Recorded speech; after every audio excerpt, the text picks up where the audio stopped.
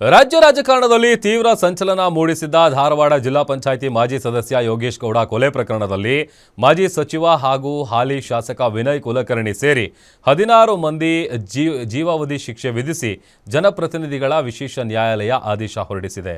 ಈ ಬಗ್ಗೆ complete report ಇಲ್ಲಿದೆ. ವಿನಯ್ ಕುಲಕರ್ಣಿ ಸೇರಿ ಎಲ್ಲ ಅಪರಾಧಿಗಳಿಗೆ ಶಿಕ್ಷೆ ಪ್ರಕಟ.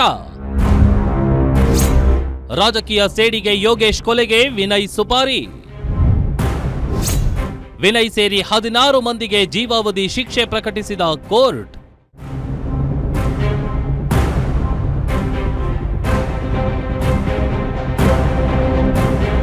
ಧಾರವಾಡದ ಯೋಗೇಶ್ ಗೌಡ ಹತ್ಯೆ ಪ್ರಕರಣದಲ್ಲಿ 17 ಮಂದಿಯನ್ನು ಅಪರಾಧಿಗಳೆಂದು ವಿಶೇಷ ನ್ಯಾಯಾಲಯ ಘೋಷಿಸಿತ್ತು. ಆ ಎಲ್ಲಾ ದೋಷಿಗಳಿಗೆ ಇಂದು ಶಿಕ್ಷೆ ಪ್ರಮಾಣ ಪ್ರಕಟಿಸಿ ಆದೇಶ ಹೊರಡಿಸಿದೆ.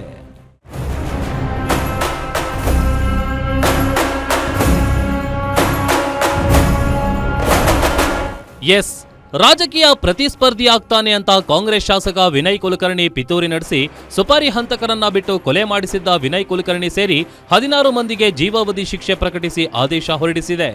ಎಸ್, ಧಾರವಾಡದ ಜಿಲ್ಲಾ ಪಂಚಾಯಿತಿ ಬಿಜೆಪಿ ಸದಸ್ಯ ಯೋಗೇಶ್ ಗೌಡ ಪ್ರಕರಣಕ್ಕೆ ರೋಚಕ ಇತಿಹಾಸವೇ ಇದೆ.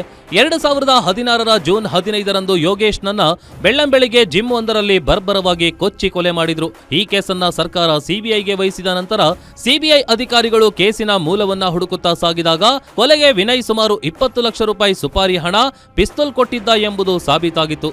ಅಸಲಿ ಹಂತಕರನ್ನ ಬೆನ್ನಟ್ಟಿ ವಿನಯ್ ಕುಲಕರ್ಣಿಗೆ ಸಿಬಿಐ 2020 ನವೆಂಬರ್ 5ರಂದು ಕೋಳ ಹಾಕಿತ್ತು.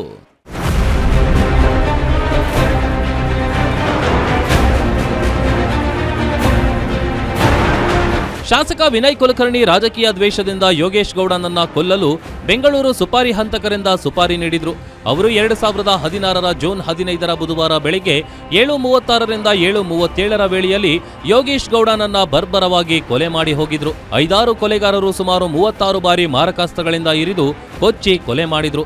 ನಂತರ ಕೊಲೆಯಾದ 2 ದಿನದಲ್ಲಿ ಕೆಲ ಫಿಕ್ಸ್ ಆರೋಪಿಗಳನ್ನ ಬಂಧಿಸಿ ಧಾರವಾಡ ಉಪನಗರ ಪೊಲೀಸರು ಹೈ ಡ್ರಾಮಾ ಮಾಡಿದ್ರು. ನಂತರ ಸಿಬಿಐ ತನಿಖೆಯಲ್ಲಿ ವಿನಯ್ ಕುಲಕರ್ಣಿಯ ಮುಖವಾಡ ಬಯಲಾಗಿತ್ತು.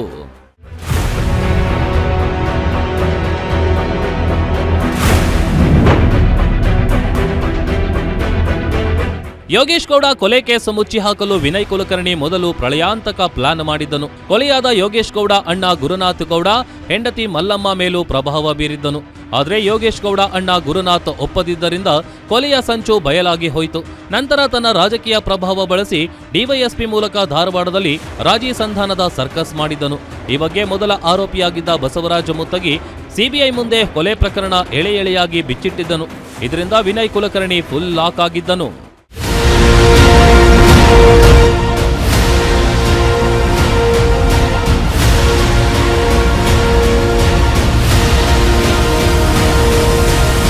ಮೊನ್ನೆ ಜನಪ್ರತಿನಿಧಿಗಳ ವಿಶೇಷ ನ್ಯಾಯಾಲಯದ ಕೊಲೆ ಪ್ರಕರಣದಲ್ಲಿ ಕಾಂಗ್ರೆಸ್ ಶಾಸಕ ವಿನಯ್ ಕುಲಕರ್ಣಿ ಸೇರಿ 21ರ ಪೈಕಿ 19 ಮಂದಿ ಆರೋಪಿಗಳು ದೋಷಿ ಎಂದು ತೀರ್ಪು ನೀಡಿತ್ತು. ಇಂದು 16 ಮಂದಿಗೆ ಜೀವಾವಧಿ ಶಿಕ್ಷೆ ಪ್ರಕಟಿಸಿದೆ. 19ನೇ ಆರೋಪಿ ಕೇಸ್ನ ತನಿಖಾಧಿಕಾರಿ ಚನ್ನಕೇಶವನಿಗೆ 7 ವರ್ಷ ಜೈಲು ಮತ್ತು 30,000 ದಂಡ ವಿಧಿಸಿ ಆದೇಶ ಹೊರಡಿಸಿದೆ. ಇನ್ನು ಕೊಲೆಯಾದ ಯೋಗೇಶ್ ಗೌಡ ಮಕ್ಕಳಿಗೆ 16 ಲಕ್ಷ ಪರಿಹಾರ ನೀಡಬೇಕೆಂದು ಕೋರ್ಟ್ ಆದೇಶ ಹೊರಡಿಸಿದೆ.